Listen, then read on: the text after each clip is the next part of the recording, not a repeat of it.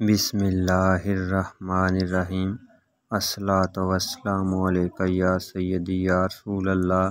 وعلی آلک و اصحابک یا رحمت للعالمین۔ میرے عزیزو، درود پاک پڑھتے رہو اور نبی کریم صلی اللہ علیہ وآلہ وسلم کو اپنے درود پاک کے تحفے سناتے رہو۔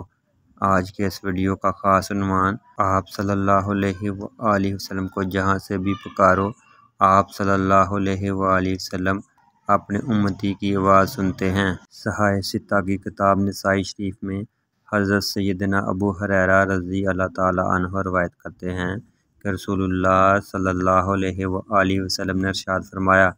مجھ پر درود پاک پڑھتے رہا کرو، بے شک تمہارا پڑھا گیا درود پاک مجھے پہنچتا ہے، تم جہاں کہیں بھی موجود ہو۔ میرے عزیزو، اس حدیث مبارکہ سے یہی معلوم ہوتا ہے کہ ہم آپ صلی اللہ علیہ وآلہ وسلم کو جب بھی پکاریں تو آپ صلی اللہ علیہ وآلہ وسلم بغیر فرشتوں کے وسیلے کے یا بغیر کسی واسطے کے ہمارے درود پاک کو سنتے ہیں اور ہمارے پڑھے گئے درود پاک کا جواب دیتے ہیں۔ ایک دوسری حدیث مبارکہ میں کچھ اس طرح سے روایت ہے کہ آپ صلی اللہ علیہ وآلہ وسلم فرماتے ہیں، جب بھی کوئی شخص میرے اوپر درود پاک پڑھتا ہے تو اس درود پاک پڑھنے والی کی آواز مجھ تک پہنچ جاتی ہے، وہ دنیا کے کسی بھی کونے یا کنارے میں موجود ہو۔ یہاں پر اس حدیث مبارکہ سے معلوم ہوتا ہے کہ آپ صلی اللہ علیہ وآلہ وسلم بلا واسطہ سنتے ہیں۔ کتاب دلائل الخیرات میں، جس میں آپ صلی اللہ علیہ وآلہ وسلم کا فرمان اس طرح نقل ہے کہ ہم محبت والوں کے درود پاک کو خود سنتے ہیں اور ان کو پہچانتے بھی ہیں، اور جو غیر محبین ہیں ان کا درود پاک میرے اوپر پیش کیا جاتا ہے۔ علامہ ابن قیم فرماتے ہیں کہ آپ صلی اللہ علیہ وآلہ وسلم نے فرمایا،